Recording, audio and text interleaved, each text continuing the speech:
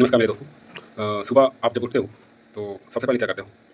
और शाम को सोते हो तब क्या करते हो? और तीसरी बात, पूरे दिन भर आप क्या करते हो? एक दिन कॉपी लिखिए, लेकर लिखिए, उसका जो भी चीज़ें आपने की पूरे 24 घंटे का, और उसके बाद सो जाते हो। आप देखोगे कि उन 24 घंटों में तुम्हारी सबसे ज़्यादा 5 से 2% चीज़ें सही डायरेक्शन में हुई हैं, बाकी 90 से 95% तुम केवल चुतियापन में व्यतीत किए हैं।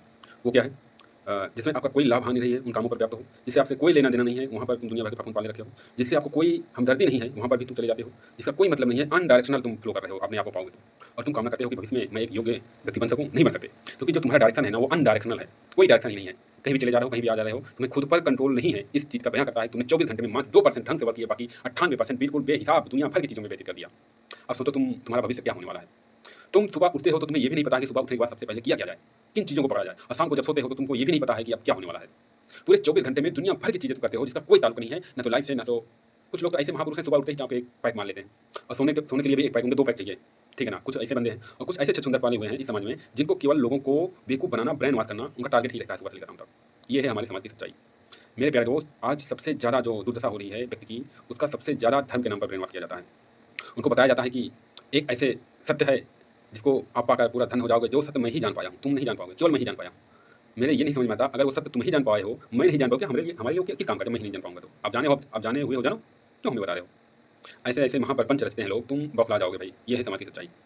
अगर आप अभी बीमार पड़ जाओ, तो तुम अगर डॉक्टर की जगह किसी दूसरी जगह जा रहे हो, फूँक-फाँक में, या किसी ऐसे व्यक्ति के पास जा रहे हो, जो तुम्हें दुनिया भर का अनुष्ठान बताए कि ये कर लो, वो कर लो, तो तुमसे बड़ा मूर्ख कोई नहीं है। अगर आप बीमार पड़ते हो, तो केवल डॉक्टर के पास जाइए। समझ रहे हो ना? राम भगवान लक्ष्मण जी, तीर लगी थी तो उनकी जड़ी-बूटी लाया गया था। क्या कोई पूछे, ढेर सारे युद्ध में मारे गए थे, किसी के लिए जड़ी-बूटी क्यों नहीं आई?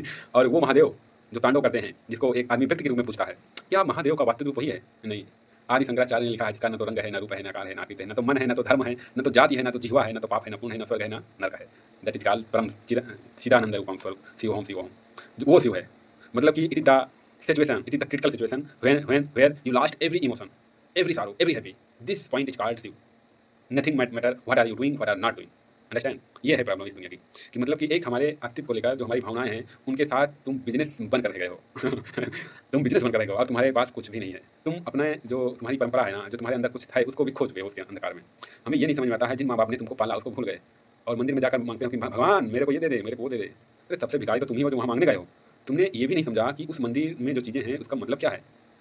बताइए, मूर्ति पूजा लोग सब करता है, लेकिन क्या मतलब आजकल जान पाया है? धन्य हो प्रभु, धन्य हो, धन्य हो, धन्य हो।